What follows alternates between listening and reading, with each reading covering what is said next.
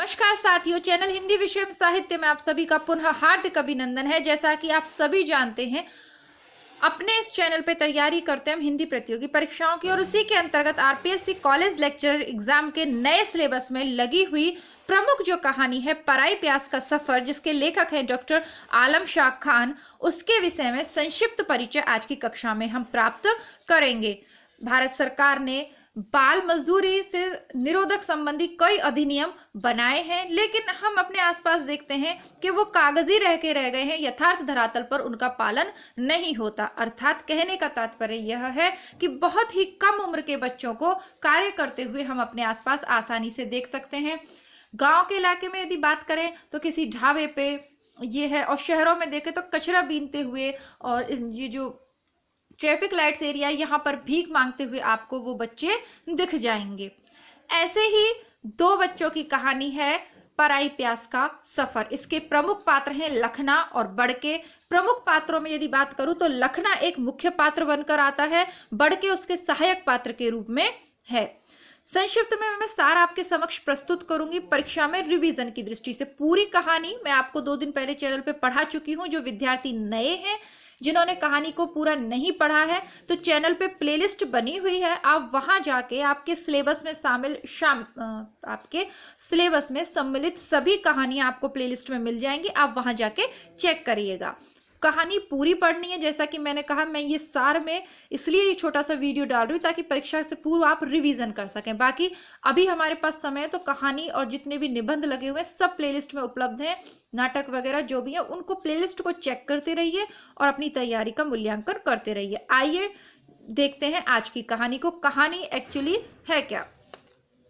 तो इसमें जो लखना है 12 वर्ष का एक लड़का है, जो कस्बे नुमा यानी जो गांव से शहरों में परिवर्तन होता जा रहा है, जो गांव है शहरों में परिवर्तित होते जा रहे हैं। ये कहिए कि शहरों का एरिया बढ़ते बढ़ते आसपास के गांव, जैसे एक बड़ा शहर होता है तो उसके जो आसपास के गांव होते हैं वो उस शहर की संस्कृति से प्रभावित होते हैं। तो ऐसे ही एक गांव में शिव विशाल नामक रेस्टोरेंट है, जिसे एक ढाबा टाइप रेस्टोरेंट आप मान लीजिए। वहीं पर यह लड़का लखना, जिसकी उम्र कितनी है 12 वर्ष की है, यह वहां पर कार्यरत है। एक और लड़का वहां पे कार्य करता है, उसका नाम है बड़के, और इन दोनों में मित्रता है। ये वहां उस होटल पे सर्विस करते हैं, वेटर का काम करते हैं, छोटे मोटे सभी काम वहां के ये करते हैं। अब ये जो लखना है, इसके अलावा एक और पात्र है सेठ, जिनका उल्लेख होता है, जो उस होटल के मालिक हैं।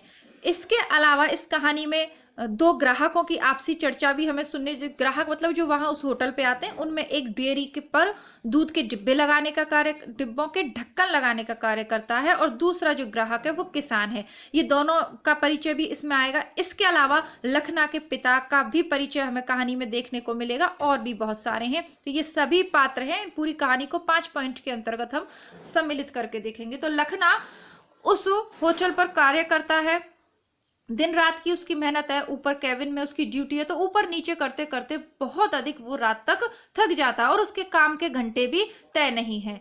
इस कहानी में लखना के माध्यम से हमें शारीरिक शोषण, मानसिक शोषण, और किस प्रकार ये जो बाल मजदूर हैं ये किस प्रकार अपने आप को समाज में उपेक्षित और निस्सहाय महसूस करते हैं, इसका जो है यह देखने को मिलता है इस कहानी के अंतर्गत। अब ये जो दोनों ग्राहक आते हैं, ये देखते हैं कि लखना धूम्रपान कर रहा है और इसे ये टोकते भी हैं, ठीक है। और 12 वर्ष की अवस्था में वो लड़का धूम्रपान कर रहा है, यानी बुरी आदतों का भी वो शिकार हो रहा है। अपने मानसिक कष्ट को कम करने के लिए या लत या थकान से बचने के लिए इस तरीके के काम ये बच्चे शुरू में करने लग जाते हैं, जो बाद में आदत बन जाते हैं। अब लखना का जो पिता है वह उसके रियल पिता नहीं है, बल्कि उसके जो पिता हैं वो उन्होंने उसकी माँ को छोड़ दिया, या किसी और की पत्नी के साथ वो चले गए हैं अपने बच्चों को छोड़ के। तो परिवार की जो पालन पोषण की जिम्मेदारी है वो इस पात्र 11-12 वर्षीय बच्चे लखना पर आ जाती है। तो इसकी माँ किसी और के साथ रहने लगती हैं, या किसी और के साथ मतलब संबंध है, तो उनको ये पिता, जो ये इसके रियल पिता नहीं है, ये हैं। और जो भी कुछ लखना इस शिव विशाल रेस्टोरेंट से कमाता है, इसके पिता महीने की तारीख होने पर लखना लखना से उसे ले जाते हैं, साथ ही साथ एडवांस भी ले जाते हैं। यानी एक तरीके से बंधुआ मजदूर बन के रह गया लखना, क्योंकि महीने भर का एडवांस जब इसके ये सौतेले पिता ले जाते हैं तो लखना वहां से जॉब नहीं छोड़ सकता, उसको कार्य करना ही पड़ेगा। इस तरीके से लखना बाध्य हो जाता है सेठ जी के प्रति कार्य करने के लिए। अब इसके बाद जब पिता उनसे मिल, ये यहाँ पर जब लखना ग्राहकों की आवश्यकताओं को पूरा करने के लिए दौड़ धूप कर रहा है और ये उसे उल्टे सीधे ताने भी बहुत ज़्यादा ग्राहक सुनाते हैं, तब उसके पिता उससे तनख्वाह लेने के लिए आ जाते हैं, जो कि महीने की 15 रुपये उसे मिलती है। उसको बताते हैं कि उसका जो रियल भाई है वो बुखार के कारण मर गया है। झाड़ फूंक भी करवाते हैं, यानी गांवों में फैली हुई अंधविश्वासों का भी चित्रण कहानी में किया गया है, वह भी देखने को मिलता है। ये सारे पॉइंट मैं आपको इसलिए बता रही हूँ क्योंकि परीक्षा में सीधा सवाल आपसे नहीं पूछा जाएगा। जो सवाल पूछे जाएंगे वो कुछ इसी तरीके के आएंगे कि इस कहानी में क्या क्या देखने को मिलता है। तो अंधविश्वासों का चित्रण है, बाल मजदूरी का वो तो है ही, शारीरिक शोषण का भी चित्रण है। तो वो उनको बताता है, इनके पिता लखना को बताते हैं कि उसका छोटा भाई मर गया क्योंकि बुखार के कारण मर गया, और उसकी माँ को एक नया भाई हुआ, मतलब नया बेटा हुआ है, मतलब एक और उनकी जिंदगी में एक और सदस्य परिवार में बढ़ गया। तो उसके लालन पालन की जिम्मेदारी, यानी इस पिता के परिवार की जिम्मेदारी भी किस पे है? लखना पे है। सोचिए आप, 12 वर्षीय बालक है।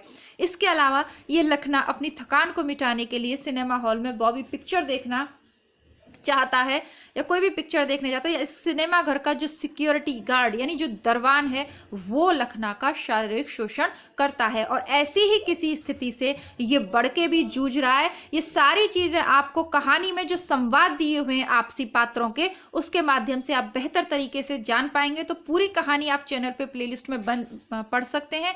इससे जितने प्रश्न बन सकते हैं वह मैंने आपको यहाँ बता दिए। तो इसमें शारीरिक शोषण भी हो रहा है और मानसिक शोषण भी हो रहा है। ये जो ग्राहक हैं ये अभद्र भाषा का प्रयोग करते हैं, होटल पे कार्यरत इन बच्चों के साथ किसी भी सम्मानजनक भाषा का प्रयोग नहीं करते। अब ये जो लखना और बड़के हैं, इन दोनों को अपना पेट बांधकर कार्य करने की आदत है, अर्थात भूखे रहकर। ये इनके हाथ में 24 घंटे खाने की प्लेट होती है। अब आप इनकी निस्सहायता देखिए कि 24 घंटे इनके हाथों में खाने पीने का सामान होता है, लेकिन ये उसे खा नहीं सकते, दूसरों को ही खिलाते रहते हैं। कहानी का जैसा कि नाम है, पराई प्यास का सफर। और एक दिन जब लखना को पैसे मिलते हैं तो ये लोग किसी दूसरे होटल में जाते हैं ताकि अच्छा खाना खा सकें। ऐसी लखना को इच्छा होती है कि कल तो वैसे भी पिता ले जाएगा, और जिंदगी से बिल्कुल ये उदासीन हो चुके हैं, इनका मोह भंग हो चुका है। ये खुद इसमें कई संवाद ऐसे हैं कि यह भी कोई जिंदगानी है। तो मोह भंग हो चुका है जिंदगी से। इस स्थिति में लखना सोचता है कि चलिए एक दिन अच्छा खाना खाया जाए, और किसी होटल में खाना खाने को जाते हैं। लौटते में काफ़ी रात हो जाती है। इनको प्यास लगी होती है, लेकिन प्यास के कारण, बहुत ज़्यादा प्यास लगने पर भी इनमें इतना मतलब पूरे दिन परिश्रम करने के बाद अधिक खाना खाने से इतनी थकान इन्हें हो जाती है कि ये उठ के पानी भी नहीं पी पाते। लेकिन जब ही सेठ इनको आवाज़ देता है तो तुरंत लखना बिजली किसी गति से दौड़ के जाता है और सेठ को पानी पिला के वापस आ जाता है। बढ़ के उससे कहता है कि भाई मुझे भी पानी पिला दे, तू पी के आया। तो लखना कहता है कि मैंने तो पानी पिया ही नहीं। तो बढ़ के कहता है कि जब सेठ को पानी पिलाया तो तूने क्यों नहीं पिया। ये इसका आखिरी संवाद है कि मुझे उसकी याद नहीं रही, क्योंकि ऑर्डर पे प्लेट देने की आदत है, यानी खाने का ऑर्डर मिलता है, हम प्लेट पहुंचाते हैं, तब भी तो भूखे पेट होते हैं, तो ये याद ही नहीं रहता कि हमें भी खाना खाना है। उसी प्रकार इतनी प्यास लगने पर भी सेठ ने जब ऑर्डर दिया तो सेठ को ही पानी पिला के आ गया, उसके इतना याद ही नहीं रहा कि मुझे भी पानी पीना है। तो औरों की प्यास और भूख की पूर्ति कर रहे हैं, लेकिन स्वयं कैसे हैं? ये प्यासे या भूखे ही हैं। तो इसी के साथ ये कहानी समाप्त हो जाती है। जैसा कि मैंने कहा कि किसी भी रचना को पूरी पढ़े बिना, बहुत ज़्यादा रचना सिलेबस में नहीं है हमारे, लेकिन जितनी भी हैं सभी पढ़ के जाना। पूरी पढ़ने के लिए आप कहानी चेक कर लीजिएगा। मिलती हूँ कल नई रचना के साथ, क्योंकि सभी रचनाएं चैनल पर उपलब्ध हैं। सब्सक्राइब जरूर कर लीजिएगा चैनल को। तब तक के लिए नमस्कार, धन्यवाद।